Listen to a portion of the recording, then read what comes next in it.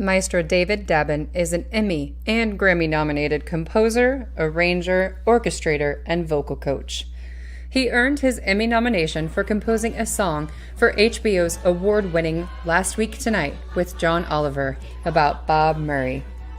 On Broadway, David's work has been heard as dance arranger for the Tony-nominated musical adaptation of Beetlejuice.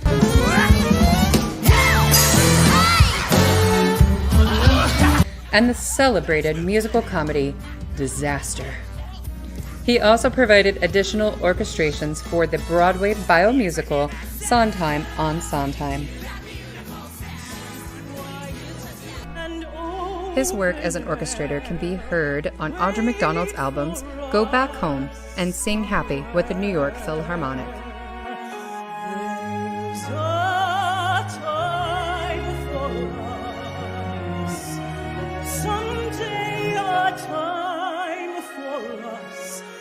Time together with time to spare, time to learn, time to care. Someday, somewhere, we'll find a new way of living. We'll find a way of forgiving.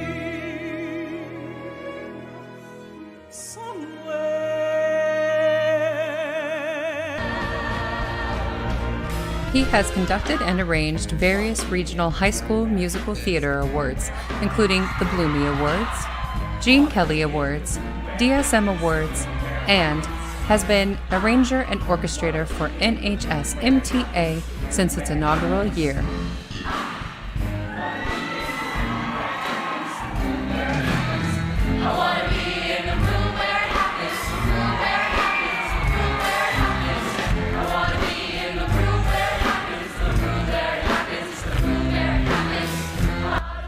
David earned his Master's of Music degree in choral conducting from Carnegie Mellon University under the tutelage of Dr. Robert Page, and has a self-defined Bachelor's of Music degree from the Hart School. Please join HAPA in welcoming Maestro David Dabbon.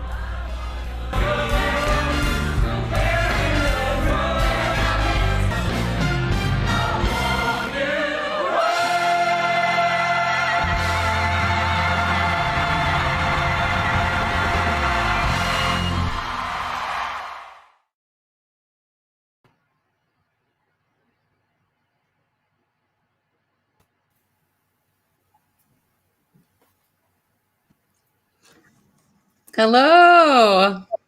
Hi, everybody. All right. So, hi there. So, I am Mrs. Odom. I am the choir director at Morton High School, and so honored to be able to sit down and have this conversation with Maestro David Dabbon today. And here on screen with us, we have our co-hosts. We have Eliza and Henry, who are going to be monitoring the chat for us. So know, everyone tuning in out there, that this is a interactive conversation. We really want to hear your questions for Mr. Dabbon. So Henry and Eliza will be our co-hosts today. They will be coming back and joining us in just a few minutes and bringing your questions to the table. So we'll see you both soon. All right. How are you? I'm good, Miss Odom. Thanks for having me here today. I'm really excited to be with everyone and engage and share, and yeah. We are delighted and thrilled. We've been talking about it all week. You were the talk of the town over here in Chicago. Thank you very much. Thank you very much. Absolutely. Yeah, I'm all the way here in New York, so I've got a little different of a time difference from you all, but sure. Still cheering the city. Yeah, I mean, that's definitely something I want to talk to you about too, is, what it's like staying in New York when so many people are exiting New York right now in the artistic world. And I'm so, I'm glad that you're able to still have that landscape behind you for sure. So, yeah. So I think that's a perfect segue into one of the first topics of today. So for our theme this year, we just wrapped up Wizard of Oz, so you'll see where the theme is coming from. But our theme is finding home. So you can imagine all that term it's shifted gears for us in so many ways in 2020, right? So many of us find ourselves spending more time at home than maybe we have ever experienced in our life. So I'm curious, what's your definition of home, and has it changed this year?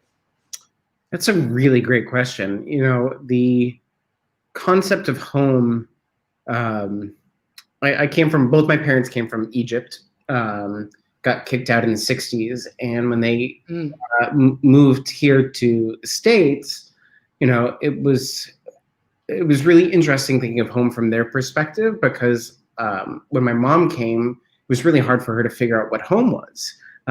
She had left her home.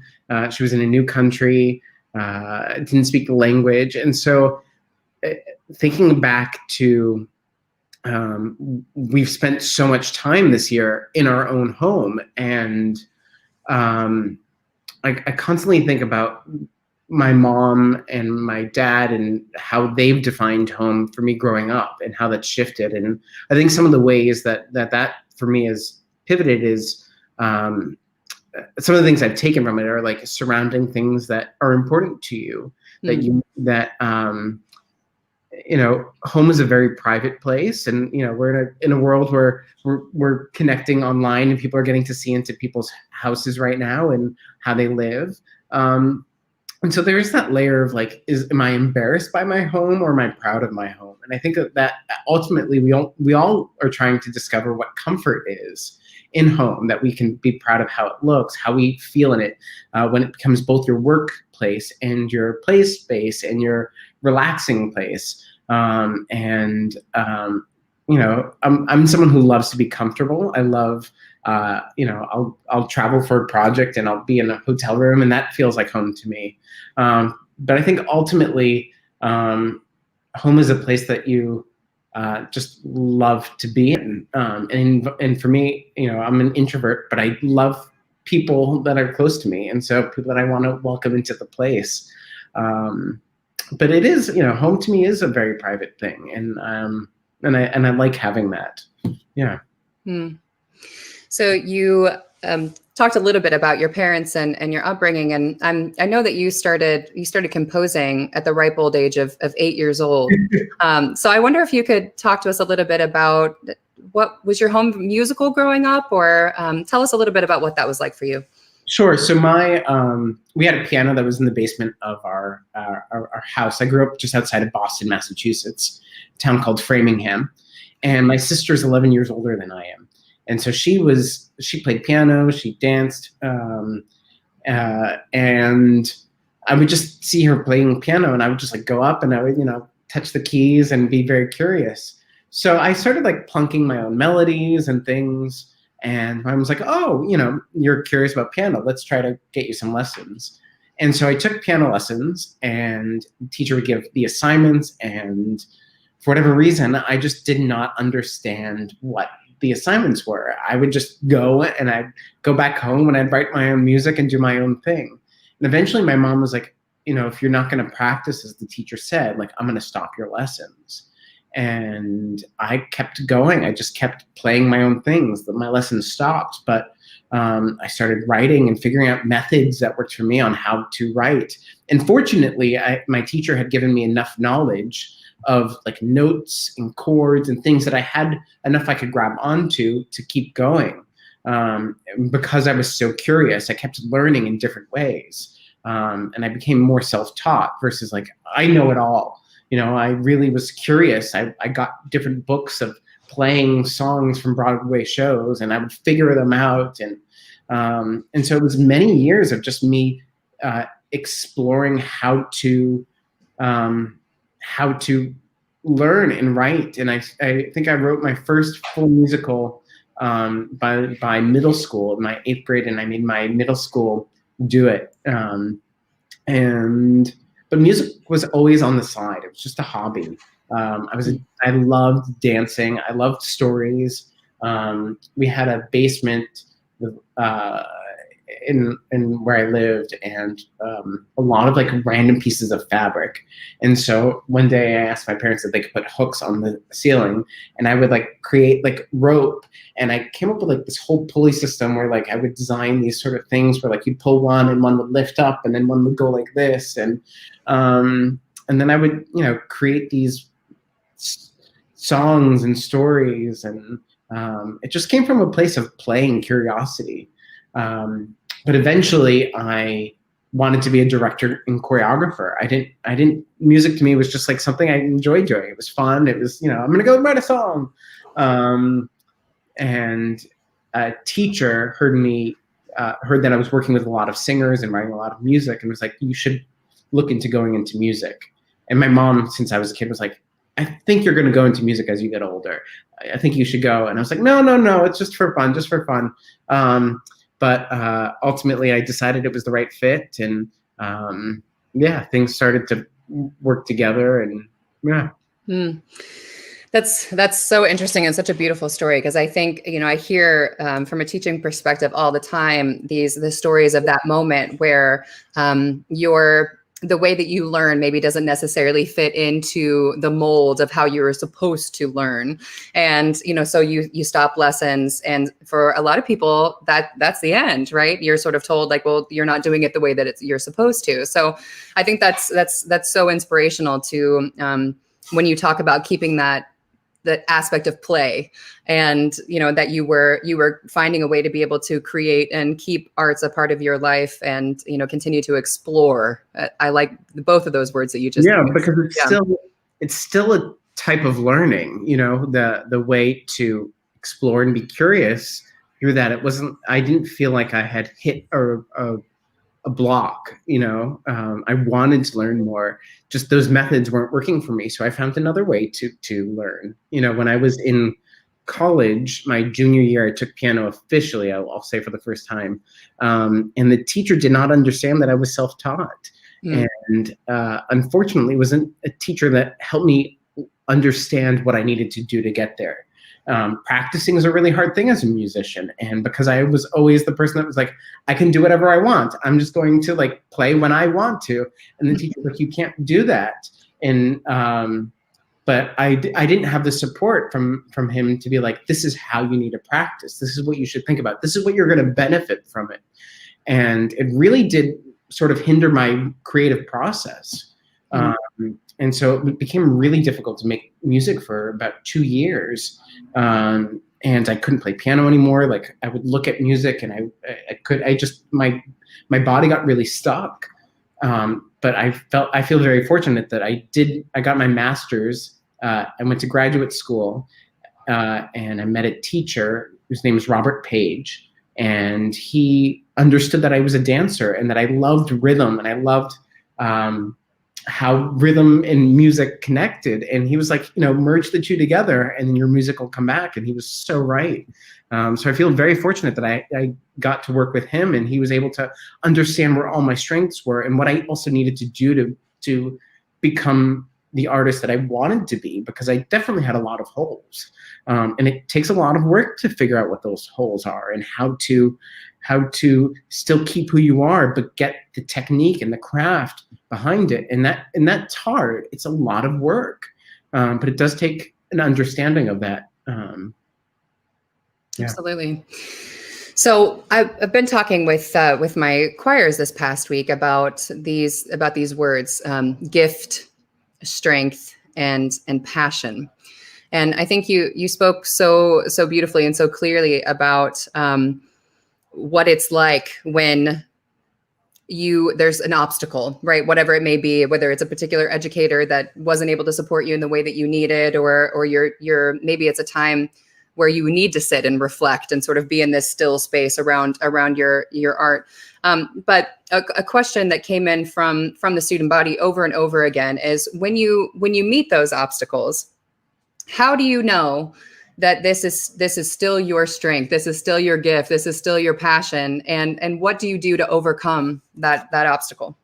You're saying the obstacles of like somebody's telling you can't, or obstacles of Sure, rejection, or the various obstacles that come along in an art's path.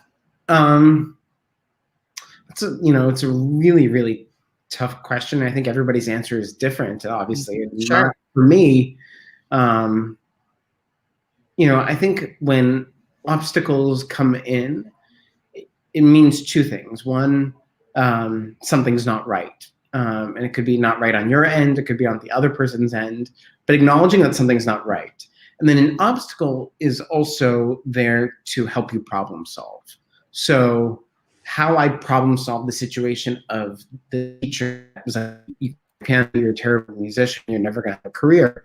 If the way I problem solved that was shutting down. Luckily I had the resources to be like, I still want to learn, and this is not right for me, and I don't know how to break it. So I applied to programs. So I think that's a big thing for obstacles, is problem solving and how you specifically problem solve. Another thing is, they say that there are three ways of being a leader in life. You can either be fearful, like make people fearful of you. You can either lead with respect, and so people respect you, or you leading to be liked. And I think when it comes to figuring out the people that you want to work with, deciding which of those you want to be. I'm a big fan of loving to be liked and being respected. I don't like fear. It just doesn't help my process. So something I've learned as I've gotten older is like, I'm not going to get along with everybody. I hope everybody wants to get along with me, but I don't actually want to get along with everybody. Like I feel fortunate that I do actually get along with most people, and that I can understand how a lot of people think. But a big roadblock, a big way to get over obstacles for me is also understanding more of who I am and what my goals are. Because like sometimes there's ways that you get around that and you fool yourself. You're like, oh, that person's wrong, But then there's also the other parts that's like, okay, what are they saying? But they might have said it not in a way, and that's just not my path. There was a teacher I worked with who was like, your music's got to be really angular and different, and like that's not the style of music I want to write. And so I think roadblocks and obstacles are mainly about perspective and how you problem solve them. Because sometimes those obstacles are true, and it's not there. It's like the demons that we say are like in our head, like they're voices in our head that are stopping us to do the art we want to do. And I work with a lot of singers and actors who are like, the voices are just so loud in my head, I can't deal with it. And a way that I've gotten through that is realizing that those are voices that are there to help me actually get better. So even though they're like saying like, you're terrible, you're not doing a good job, like ultimately the goal is to do a good job. So yeah, it might not be totally right yet. And how do I do that? So a big thing for me with the obstacles is trying to listen to the bigger picture and figuring out what to focus on. Because it's easy to get those obstacles and then just see what's right in front. And obstacles to me are sometimes you got to go through perspective and figure out how to walk around the rock that's in the middle of the road. Or if somebody says something, taking a step back and trying to figure out what the bigger picture is. That's such an interesting, I just had an epiphany while you were talking about that, because I call that inner voice, I'm a singer myself, and I call that inner voice my inner terrorist. So that's a paradigm shift for me to think of, well, yes, it is saying these things that could be interpreted as trying to shut you down, but it's what you do with that then, and being able to shift and know that voice is there to help you get better and to help you improve. So lovely. Okay, so I think at this time what I'd like to do is to bring in, we've got a few questions that are coming in from the audience, and I think I'd like to start with Henry. Can we bring Henry on? Hi, Henry. Hi. All right. So what questions do we have from the audience? One question we had was, sorry if I get this wrong. Mishana Pearson. One question she asked was, what was the hardest part you've had in life during this path you're taking now? I don't know if it's the hardest one, but it definitely was a pivotal one for me. Which was it was sort of, I got fired from a job. I was really young. I was hired for a job that I thought was something else. And when I started doing the work, it was a very fast turnaround, and it just wasn't what I expected it to be. It just was not a good fit on all fronts. It was not what I had hoped to achieve. The tasks that they were asking me were sort of impossible for what the timeline. It just was a terrible communication, and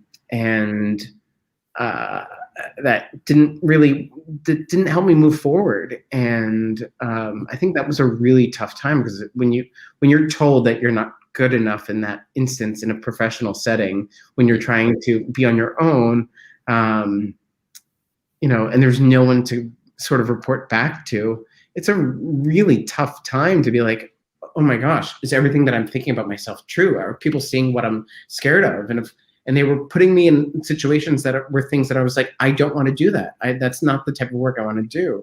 Yeah. And it was an easy way for me to try to make money. I was conducting a show that they were telling me there was no sheet music to. So it was totally an experience that I had to figure out who I was from it, what I wanted to do in my entire life, or at least in the meantime, till I had the means of figuring out how to move forward. And that took a lot of time. Yeah. So I think but the crazy part is, so I got fired from that job, and I reached out to somebody I knew over Facebook. We had not met.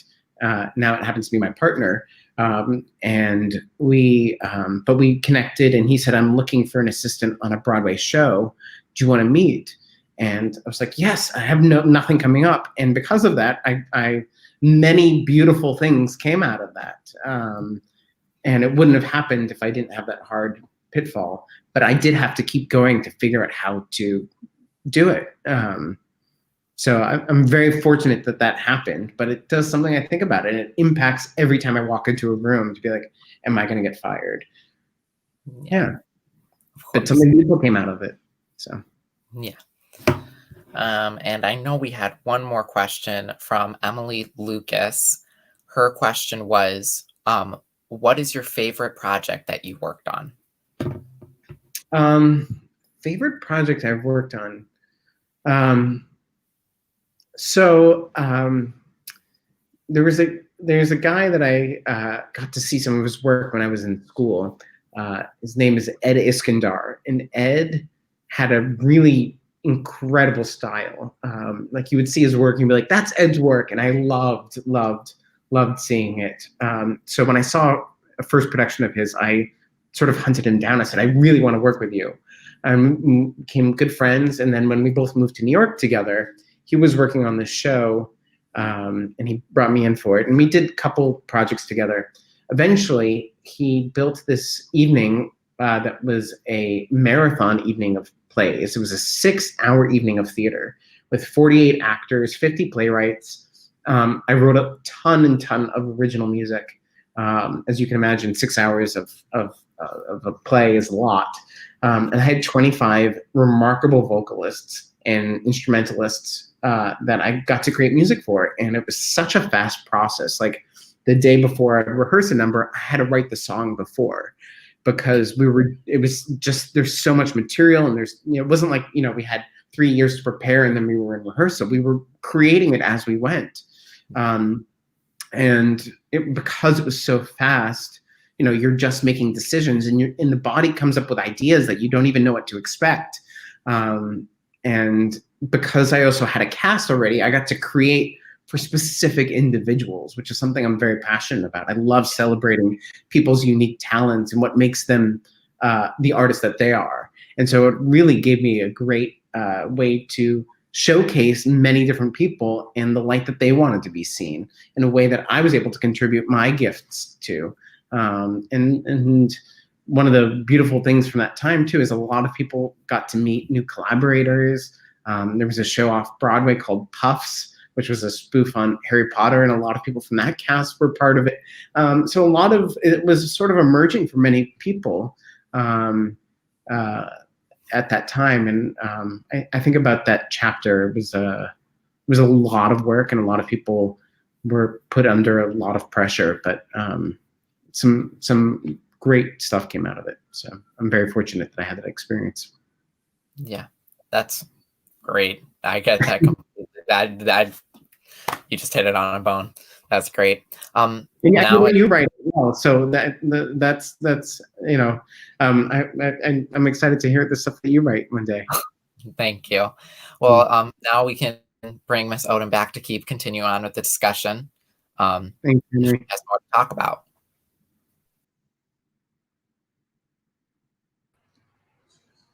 Hello, thank you again, Henry. All right, so so you were telling us about on one side of it, a difficult moment in your career where you were fired from a job, and but then the silver lining in that situation. And I'm just curious. So I know you started out. You've done so many things. I feel like we could sit here and talk all day. But you started out on the performance side of it, and then you were in college. Ended up actually creating your own path, like you said, in your junior year, and sort of changing careers. And then so talk us through that moment where where Broadway calls, right? Finally, and you get the opportunity to be able to collaborate. In the upper echelons of what you love to do. Talk us through that moment. What led up to it, and what was that like for you? So the very, very first moment where I met my now partner and the music director, we went out for lunch. I didn't have the job yet, so we're meeting in the restaurant, and I'm very, very nervous. I had just again gotten fired, and it was around this time of year. And, I had nothing coming up, and, the stakes were high for me. And so we're all, ordering our food, and I'm carrying my drink and my sandwich, and we're walking back to the table, and I'm so excited. And the moment I'm about to sit down, I spill the drink all over myself. I'm so embarrassed. And apparently the director turns to my now partner and goes, and he just got the job. Look at that. And I was, of course, so embarrassed because, you want to look together, and, but I think either they liked how I dealt with it, or, whatever it might have been, talking about obstacles, so, it was a job that was going to be an amazing room of people to be with. It was some of the, there are a lot of classic performers that have unfortunately passed. One is Barbara Cook, who was people aren't familiar. Barbara Cook was a real vocalist and storyteller using her voice. And what was amazing about Barbara Cook was that she was an amazing musician who didn't read music, and sang some of the most challenging musical theater material. And she had to learn music note by note by note by note by note. So when she did, there's a song called Glitter and Be Gay, where it's got all these, soprano runs and high E flats, and it's just so fast, but she meticulously was like, that's not the right note. I gotta go back. Wow. And that was her method of learning. And through learning that process, it was how it got into her body. So that was pretty amazing to get to see her learn. The composer that we were working the show was Stephen Sondheim, and it was a musical like celebrating his life and his process. And as an audience, we were sort of diving into what his process of writing was like. So Barbara was in the show, Vanessa Williams was in the show, Norm Lewis, and it was created by James Lapine, who was also a collaborator of Stephen Sondheim. And so getting to walk into that room with just these names that I had heard from growing up, there's no industry, this is a quote of my friend who says, there's no industry that I know of where you can hear people's names for so long and then get to connect with them. And that's so true. Like, you buy these albums and you listen to this music and you hear these names, and then getting to actually meet them and work with them and collaborate was really wonderful. I was hired as a music assistant. So, as a music assistant, you listen, you observe, you're there to help support. You're not really a collaborator in that way, but you're there to learn and assist. And, they always say to be a good assistant, you have to be 3 steps ahead of everything. And somehow word got out that I love to orchestrate. And orchestration, for somebody that doesn't know, there's the composer's work and then the orchestrator's work. And the orchestrator takes, the stuff on the piano or whatever instrument they wrote on guitar, and then figures out how to write it for other instruments. So, if we were to take the song Happy Birthday, happy birthday to you, that would be the orchestrator figuring out how to do those little fills in there. And so word got out that I love to orchestrate. And Michael Starobin, who was the orchestrator on Sondheim, it's a very fast deadline. You're putting new arrangements together. And he was like, do you want to orchestrate two pieces of underscoring? And of course, I was like, yes. And that was a really big break for me. He didn't know my work, but he could tell that I was passionate, and it was a place where he was like, it's underscoring people. It's sort of risk-free in that aspect, but it was risky for me because it was a Broadway show, me as an orchestrator, and getting to contribute that. And I put my spin on it, and he really enjoyed it, and it got into the show, and then they recorded some of it. It got nominated for a Grammy, and that was kind of beyond what I ever imagined. But it was because I had shared a little bit of information that I love to orchestrate. And, the timing worked out, where someone was like, I need orchestrations, and I happened to be there, and I was genuine with how I felt. Yeah. So I hear this theme in both of what I've read about you and in previous interviews, getting ready for today, and then also that you've spoken to several times, is that it seems like that you've just always had a really good sense of what it is that you do. And you're not afraid to put yourself in situations where you're outside of your comfort zone as well, in order to grow yourself. And it seems like I know the backstory with working with Robert Page, that you had never been in a choral setting before. And then all of a sudden here you find yourself with one of the top choral directors of all time, and, and learning under his tutelage. So this is going to be hard to maybe to put into a word or two, but thinking that, of course, we have mostly a young audience in front of us today, right? They're in a public performing arts school and are looking at a very interesting moment in the arts, with a very interesting moment in all of our lifespans. And if you could put yourself in that space, okay, you're 17, 18 years old, and you're looking at what the next steps are going to be for you, what would you say? What are the key ingredients? What do you need going into this performing arts path at that moment? Well, first off, I also want to acknowledge the amazing work that you all are doing, both from teachers and students at HAPA, and getting to check out the website and the materials that you all have done. I love what you've been building and doing, and so I'm also so excited to be here and keep cheering that on. So, I think the question of like what you need to be successful or to keep going. Maybe some things are time. I think time is really important. That it's easy to, there's like private time and then there's public time, right? There's the private time where you do the work on your own, and then there's the public time where you either want to share it. And then there's also like the people that like just want to create because it feels good and it's for them. So this is more of, I'm talking like, hey, I've got this thing that I love and I want to share it. And maybe make a career out of it, whatever it might be, in performing or not performing, being on any side of the arts.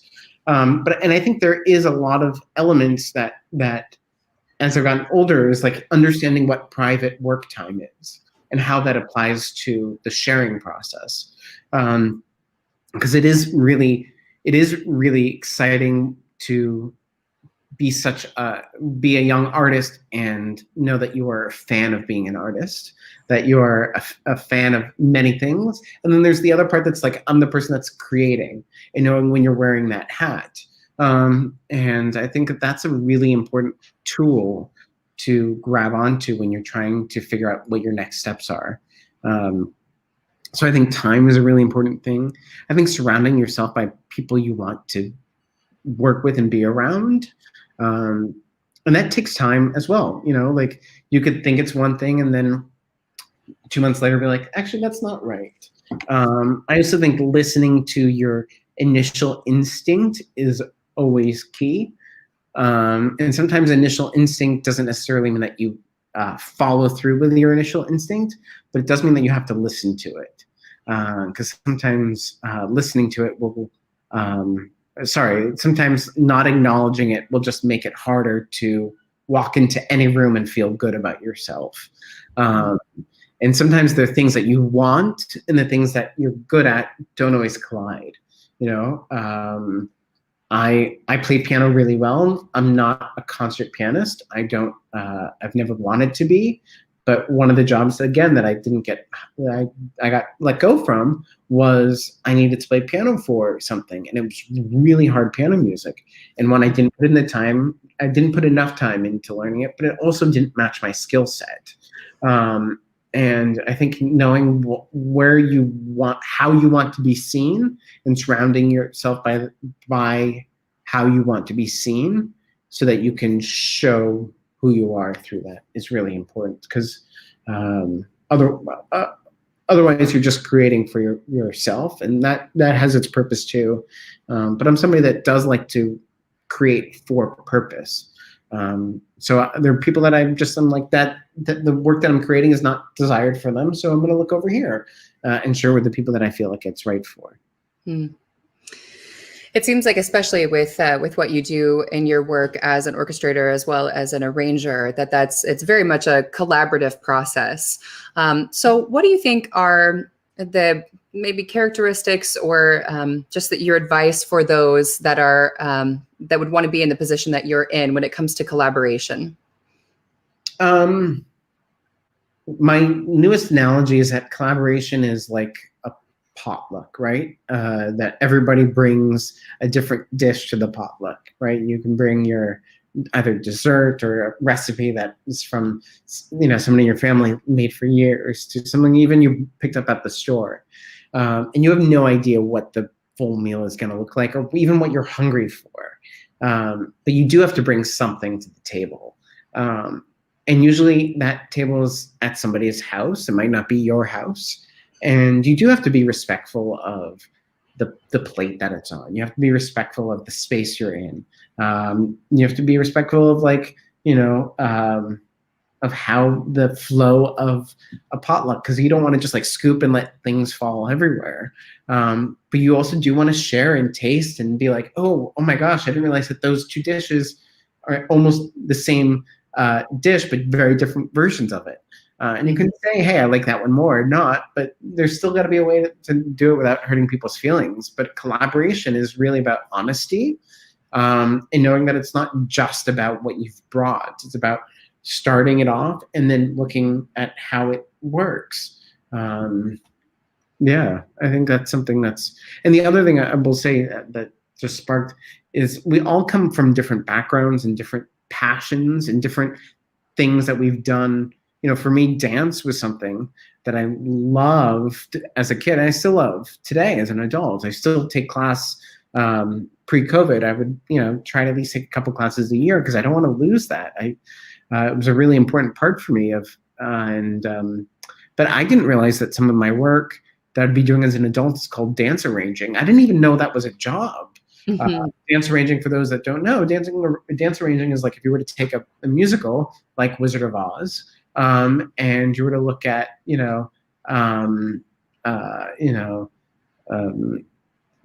I only had a brain, right? There's that dance break in the middle, that the Scarecrow has.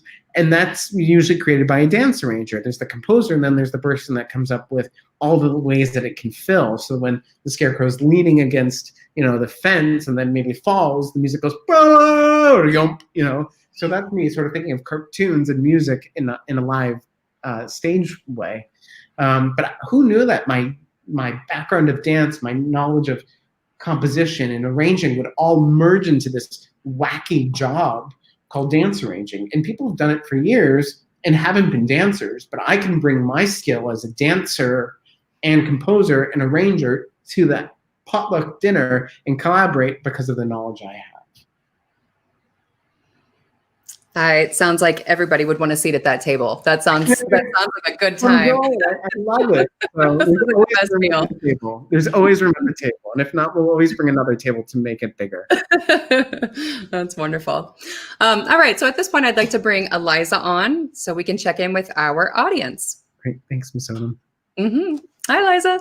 Hi, Eliza. I think you're on mute still. Okay.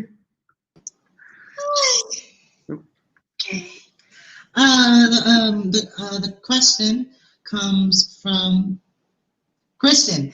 What made you decide the path when you were in high school or younger? Is my question for him, which is you. I think I knew it was almost the opposite. I don't think I ever had a moment where I was questioning not to do it.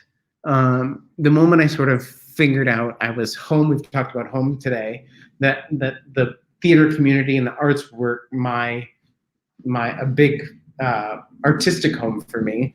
I think that was a part where I just kind of kept going. I don't think I ever really had a moment where I was like, now this is what I want to do. It just was. It was, I have a lot of other passions. Like I have thought about this industry is really tough, and I constantly think about, oh my gosh, I don't want to do this anymore. I want to give up, and I want to open up a bakery. And I love food, so I'm like, I want to make cookies and just sell cookies all day. So and I think that's a very genuine moment to a lot of artists, is those moments of like, what am I doing with my life? Do I still want to do this? Even during this time, there's some amazing artists that have incredible accolades that I've spoken to that are trying to figure out if they still want to do this, because it is very tough, and times are changing. And for myself, it's not necessarily that I had that moment of like, aha, I'm going to do this, but I do have moments of fear and doubt, and if I still want to keep going. And I know that it's my artistic home and I love it. And I still, even then, I still have these moments of like, do I really want to do this? Yeah. And I have these fantasies of opening up a cookie shop. I have a food blog that I post pictures of different types of food because I love what food does. I love the experience of cooking. And yeah, so I don't know if that totally answers the question in that way, but I like thinking about it that way, of almost reactively to, as we get older, those moments of almost doubt. Yeah. You should help me with my stuff. Our next question comes from Vanessa Miller. What was your favorite piece to do? A favorite piece to do, most recently, I don't know if this is my most favorite one, but I'm going to say one that I'm really proud of most recently that I've really enjoyed the process was, I wrote a show several years ago, and the producer wrote to me and said, I want to document it. It was about high school students. And so we got some of the cast, who are some now in college, and we sent them recording equipment. And so we've sent them these kits where they can record. I can call in via Zoom and listen with a special app that gives me great quality. And so I've gotten to connect with these people from years ago and getting to hear how their lives have changed over the last 3 years and updates. And so it's been really beautiful getting to see these young artists and how they've grown, and also reconnecting to this material and getting to walk away with this recording, capturing it all. And that's something that I'm very excited about. And I don't know if I would have ever gotten this opportunity if we weren't in this pandemic, as awful as it is. Yeah, that's something I liked a lot. Oh, yes. Thanks, Eliza. No problem. I think we should get back to Miss Odom, shall we? And thank you again. I loved seeing your picture. You showed me the Beetlejuice picture. It was beautiful. So Thank you. I have some more if I can find them. all is good. All is good. Keep creating. Hi, Liza. Thank you. So I think you hit upon a point that I think is really important, that, you know, a part of any artist journey is going to also include those times where you're asking yourself, is this what I want to continue to do? It's a tough path. There's a lot of sacrifice, I think, that comes along with pursuing the arts. So, I want to talk about COVID for a second, and as far as what New York looks like. I know I've had many friends who have lived in New York. I thought they would never leave unless they were kidnapped. Their life looks really different right now, and they've chosen to move out of the city and to pursue other passions, like possibly opening up a bakery. So I'm just curious, what does this moment look like for you, and what do you hope to see a year from now? New York's been really, it's a bubbling, buzzy, gray and interesting place. And walking down the street and seeing many places closed, restaurants out of business, friends out of work, it's really, really tough. The New York thrives on tourists. It's a big part of our culture and the way that we progress, in a beautiful, competitive way. Because I have one thing that's like, how can we keep advancing forward? Competition allows for advancement, and we're in a place where there is no beautiful competition because we can't advance. And so I'm really excited when we get out of this to see what that means to advance through engagement. As you said, I have so many friends that have left New York City. Have some that have been, I'm going to do it temporarily, some that have said I'm going to do it permanently. And then there are a bunch of people that are like fighting on. I have some coaching students that are like, I'm here, I'm going to keep singing every day. One student I work with, she has turned her apartment into a studio so that she can do filming things. She's like, when things come back, I want to be the one that's here and ready to go. And I think there is going to be a lot of hunger to do it. And not everyone's going to want to come back right away, but there are going to be a bunch of people that are. My partner and I had thought about moving to LA pre-COVID. And now we're trying to figure out what our path is going to be as well. So I think what I hope to see is that there's layers of advancement, as well as there's going to be new methods of working. I think people are going to have a very different concept of what, who to listen to, why we need to listen, why things need to happen. Sometimes there are decisions that are made without everyone's opinions, and that's a big part of also advancing. But I think that chapter is also going to change differently. I'm not fearful that people are going to not want to come to the theater, because I think if anything, what we've gotten through this time is figuring out what is important to each of us. What are the values? a lot of friends, including myself, we're not talking to everybody that we normally would. We're finding our core group of people that we love having in our life, and we're staying in touch with them. And ultimately, that's a beautiful part of our life, is figuring out the things that are important to us. And I hope when we get out of this that we figure out how to root that in a way that keeps us connected, curious, and excited to keep creating. I think as people start to keep filming theatrical things, I don't think people are like, oh, people are going to stay at home at Netflix. No, I want Netflix to do well. I want all these other streaming things to do well, because ultimately everything helps everything else out. Mm-hmm. And the more that things can be created just means that there's room for us. There's room for everything.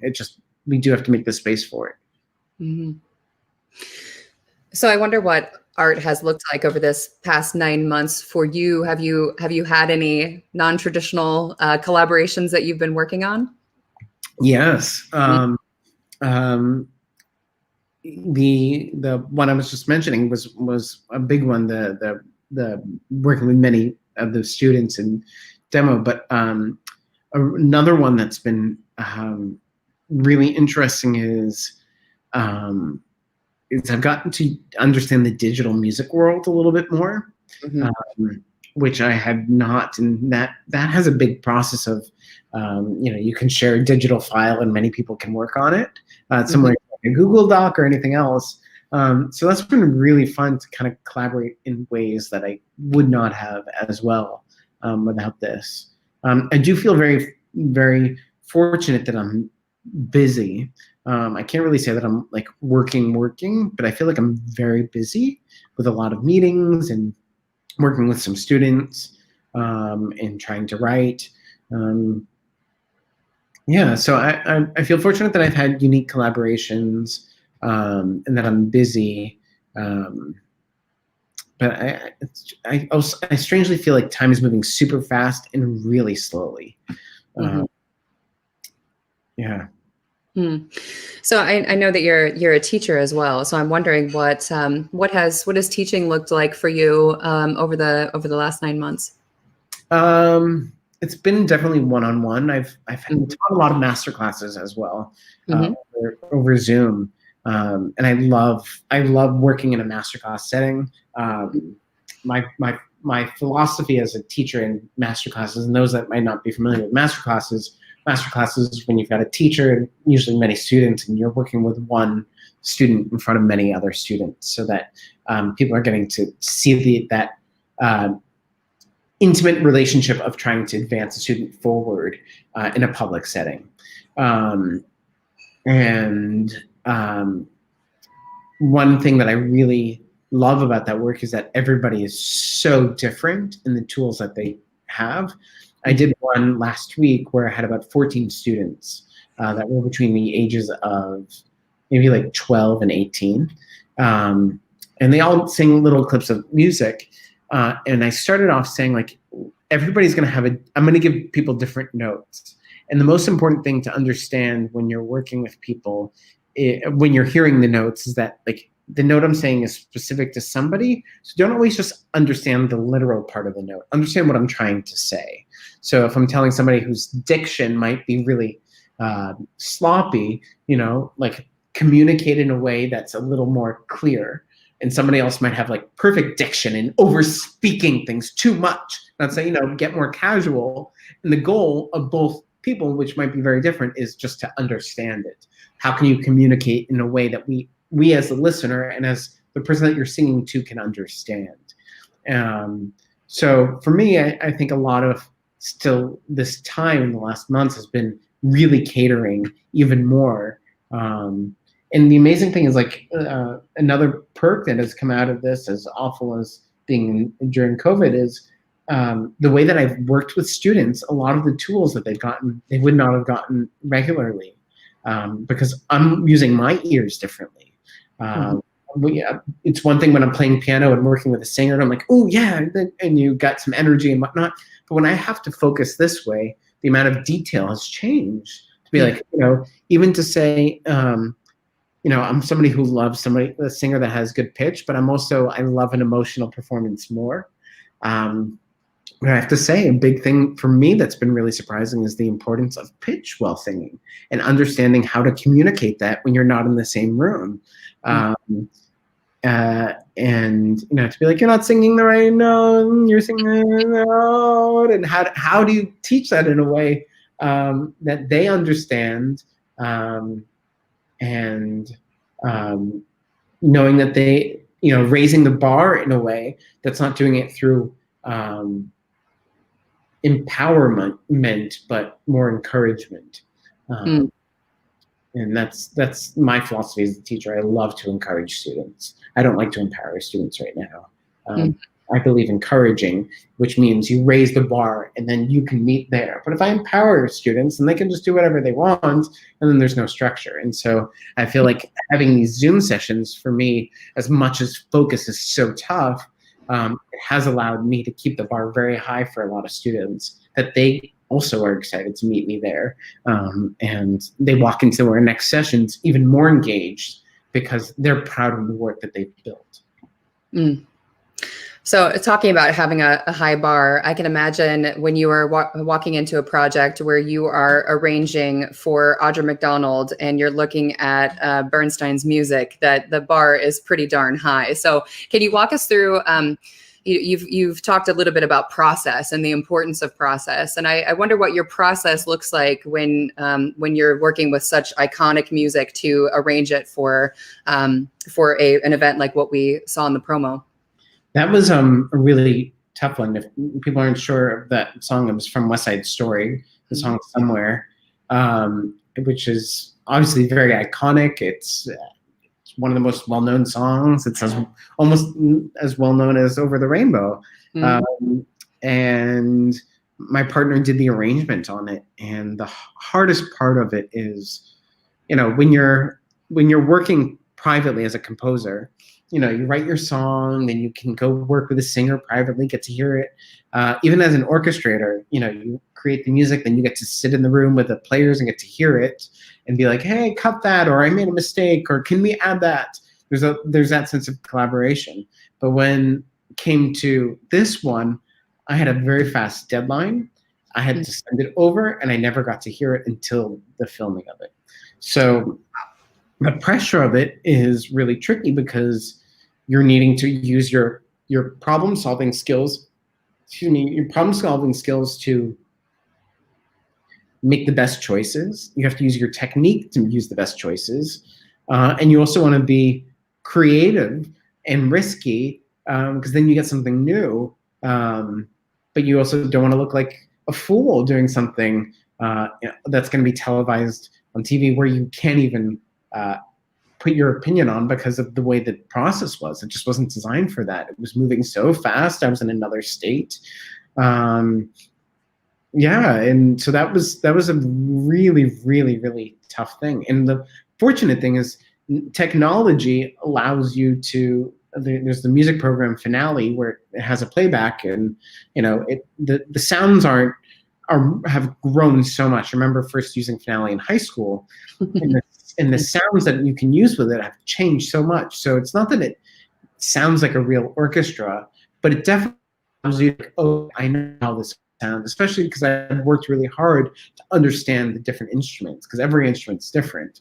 So the way of being able to proof my work has changed because of technology. And it's easy to sort of be fooled like that, but there's nothing like real life players. But it was really nerve-wracking to do something for the Kennedy Center, Audra McDonald, using Bernstein's music where I would not get to hear an ounce of music until it was on TV. Wow. Yeah, I can only imagine the pressure in that situation. Yeah, it all came together though.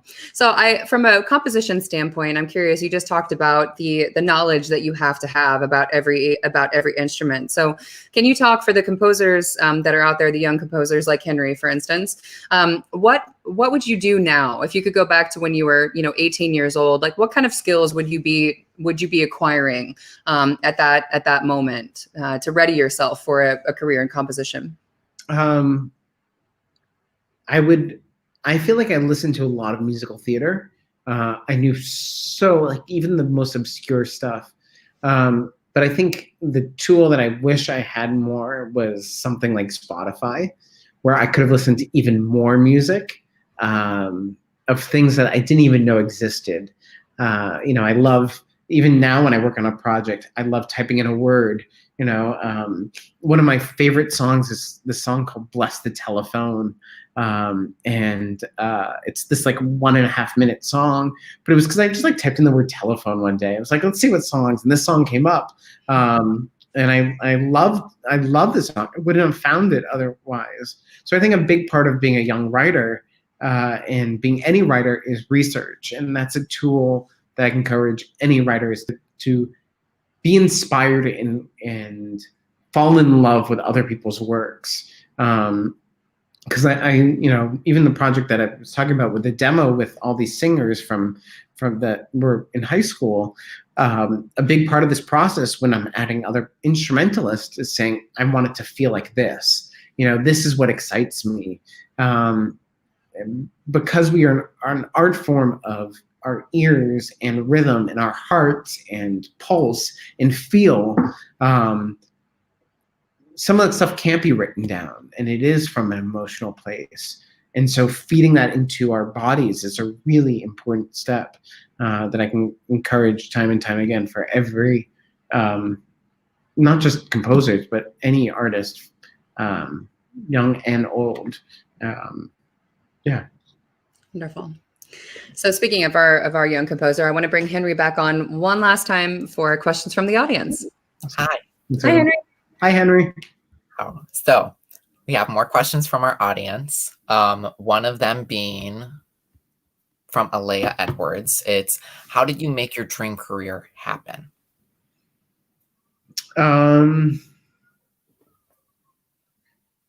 It comes in steps, and I don't think I'm totally at my dream career yet. I think a career comes from jobs. It comes through time. A career you're building. You look back, you say, look at this career, right? And I think the way through doing it is making sure that you're, again, being seen in the ways that you want to be seen, meeting the people you want to meet, understanding that when you ask a question, people can always say no, and that's okay. I did something this week where I got to meet some of the most amazing Hollywood writers over Zoom, and I was just, my mind was just blown getting to meet these incredible artists that I've been hearing their names for years. And I went to one of their websites after and was like, hey, I'd love to connect with you. And I haven't heard back yet. Who knows if I will, but I put that feeler out there. You have no idea. People are always excited to just connect. And I think that that's a big part of building a career, is connecting and being yourself and putting yourself in the way that you want to be and surrounding yourself by the people you want to be around. Yeah. Yeah, that's totally understandable. I'm right there with you on that. It's so important to just remember where you come from and bring that with you wherever projects take you. So yeah. Our next question comes from Emily Lucas, and I don't have it up here. So let's see if here it is. How long did it take you to put together the Beetlejuice musical, and how did the process go? Good question. So they'd been working on it for many, many years before I got brought on. I think my first time getting invited to it was maybe about 2.5, 3 years before it entered Broadway, which is still a very short time. A show like Beetlejuice could take anywhere between like 5 to 10 years. Some shows take even longer. But the process I entered was about 2.5, 3 years before we had our first production in DC. And the first thing I did was I wrote the dance break for Beautiful Sound. It was me, the choreographer Connor Gallagher, his associate Nancy Braun, the director Alex Timbers, And I would bring in all this music, and we would just play and be like, what can we do to put things together? And things would get cut. Some of the most favorite things I created got cut because it didn't serve the bigger picture. And that's a big thing I've learned over the years, is like, sometimes the thing you love the most is not the thing that's actually needs to be in there. And that's a really tough thing to come to terms with. But understanding that it's okay to remove things that you love, that it's about the bigger picture, was a really big thing I took away from the process of Beetlejuice. Even the writers, who I think did the most amazing job of creating a story. If anyone knows Beetlejuice, there's the song in the second act, Home, talking about home this year. And early on, it was called Running Away. And, you know, there was this whole character singing about, like, I'm running away. I just got to be running away. And eventually, over time, they changed it to home. I want to go back home. And you realize the layers of the show, one of the other songs is Daylight Come and We Want to Go Home. And so they figured out over time how to connect the meaning of home into the show. And that wouldn't have happened if they hadn't made cuts and trims and cutting some of the best jokes to see the things and the patterns that come along. So that was a really cool part of the process, is getting to see cutting the things sometimes that are really important to find what's most of value. Yeah. It's funny you say that. I actually have Home stuck in my head since we've been having it of all the songs. Yeah. It's a great song. Yeah. I think we might have. Oh. Hey, Eliza. Hi, I'm sorry. Okay, so the question I like to ask is from Angie. What was the hardest day you worked like with Beetlejuice, or whatever that word is? Number, what was something you and other people couldn't get right, and what fixed it, or did you scrap it? Good question. So that was the choreo was the word. It's like short for choreography, which I love using that term. Like, hey, you know, how's the choreo? So something, if you know the show, there's that number, Creepy Old Guy, and there's this big dance break in the middle of it. And initially, it was a very, very different dance break. And we were workshopping the show in DC, and they asked me to come to see it, and like, number just wasn't landing. The dance break wasn't right. It wasn't, dance break is meant to lift us up to the next level and bring more color and more story and more things that you couldn't do in the rest of the song. And it just was like sort of flatlining. It wasn't that exciting. And so I went home. I wrote a new dance break. They kept the same choreography. I wrote this whole new thing. They inserted into the show is much better. And then the choreographer said, I like this new thing. I want to come up with even more new choreography based on what you did. And that was a really wacky thing for like me to have created something. Then the choreographer choreographed. I wrote to the choreographer's work, and then the choreographer recreated to my work. And that was because layers weren't working. And it wasn't until we figured that out, it sort of settled in. Even early in the rehearsal process, the composer was like, something's not right about this break. And he tried to write something and it wasn't right. But it was never about being too precious and saying like, it's gotta be this, it's gotta be this. We kept working until it was right. And someone had to be like, hey, I have an idea. Something is not right here and we needed to look at it. And that sometimes takes a lot of, gall to be like, hey, something's not right. And you've got to be like, either you're saying, yeah, I agree, or I disagree. I have a saying I use with many collaborators, which is whoever's most passionate about it wins. Because if you're going to stick up for what you're doing, then you know something's right. Okay, and the final question is actually for me. I like to write plays and musicals and stuff, but I need help. What is the best advice that you have for me when it comes to writing things and trying to get it on Broadway, like Beetlejuice or The Wiz or Mean Girls or Hamilton? I mean, the most, I love that you write as well and that you write plays, and that's awesome. Yeah, I think the most important thing is to, one, keep creating, keep writing, knowing that once you've written, that there's also the step of editing your work, which is a really tough thing to do, and it can come at wanting to edit right away. It could be like years later. But knowing that editing process sometimes is a really important step before you share it with people. But now there's so many outlets to share new works, like festivals. There are a lot of amazing mentor places for young writers where you can work with a professional playwright who can give feedback.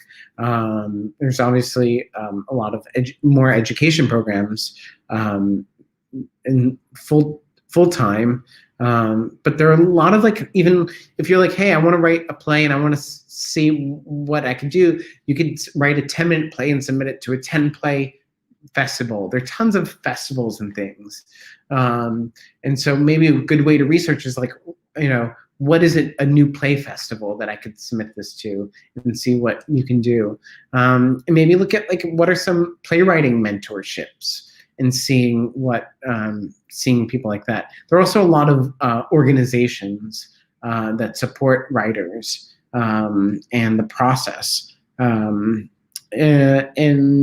there are a lot of various websites that, like, have those in lists. Yeah, and so I would say the most thing that I would say is, like, don't stop writing.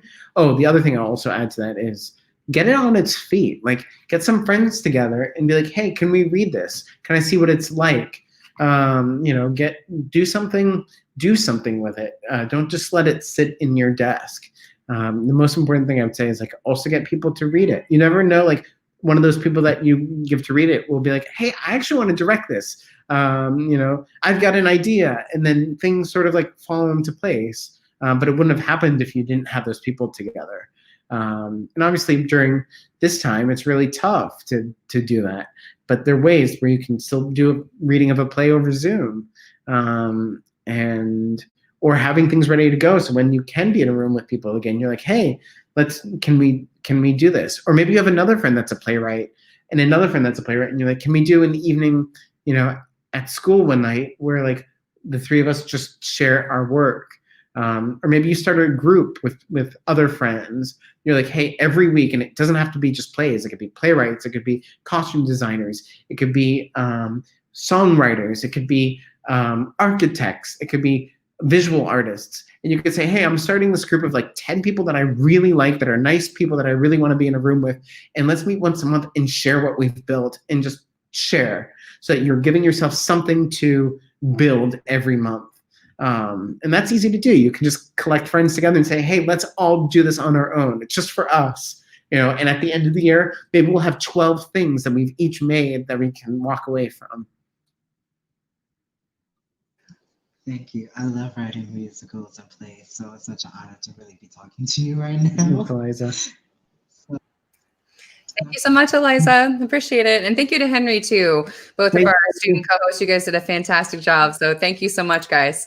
And to our audience as well, thank you so much for your questions and your feedback. They were great questions. Yeah, wonderful. So time goes swiftly, and we only have about just a couple minutes left, about 5 minutes left. So I want to wrap up with this question. You've talked about how in an artist's journey that there are those moments where we question, where we doubt, whether this is the right path for us or whether we want to continue. Can you speak to, on the flip side of that, those moments where you look around and you just know in the center of your core, like, yes, I'm in the right place. This is what I'm supposed to be doing. Can you talk about a moment or two maybe that come to mind where you felt like you were exactly where you were meant to be? It always comes in surprising ways that are usually the most not what you'd expect. I have moments like the opening of Beetlejuice, which is obviously an exciting thing to be on Broadway, and a dream that I had as a kid.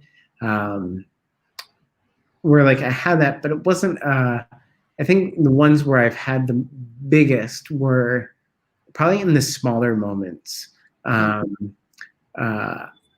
where it was like an introduction to somebody, or there was a voice of who's now a director, but an actor whose voice I used to listen to all the time in different shows.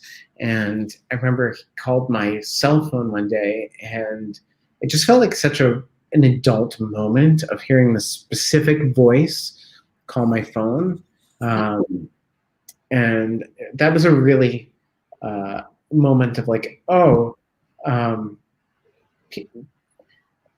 artists that I've known for a while are just people. And people have emotions and fears and excitement and curiosity, and that was a really eye-opening, that like, everything is sort of tangible when you break it down. When somebody's literally calling your cell phone, leaving a voicemail, they had to take the time to figure out what words to say and to communicate something for somebody that they don't know. And obviously I knew who they were. They didn't know me, but they're like, hey, can we talk? And, but I was like, people are just people. And that was kind of cool. Yeah, I think that's a beautiful reminder to the youth out here that are watching this too, is, that I think that there's maybe this sense of removal, when you're young, that there's sort of this like place of stardom, and that you are going there. And it seems to me that in this conversation that you've shown that your process has been just sort of unveiling within yourself something that you all already had, and that the skills and the resources and the support that you needed came in at just the right times. The support it came because I also asked questions. Like I wanted to be there. I didn't know what I was going to do there. I didn't know how I was going to get there, but I asked the question: how? This is what I want to do. What can I do? And if I didn't know the answer, I went somewhere else.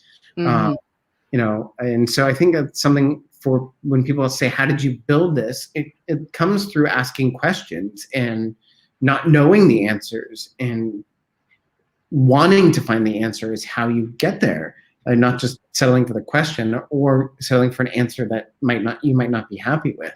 It comes in layers and time and effort, and also things colliding and being genuine with yourself so that people understand how to look at you. So it's true, like you do need those resources, but you also need to give in order for those resources to extend as well. Beautiful advice. Thank you so much for your time and your openness, and allowing us to be able to see kind of behind the curtain, and what it really has been like for you in this artistic process. I know it's been really meaningful for me to sit down and have this conversation with you, and I know it has been the same to the students and faculty that are watching. So thank you for your time. Absolutely, and thanks for having me. And I know this has been a really wacky year, so keep going, everybody. Don't stop creating. I'm so excited to be here and talk. And thanks, Ms. Odom. Thank you. All right, guys. All right, until next time. Bye, everybody.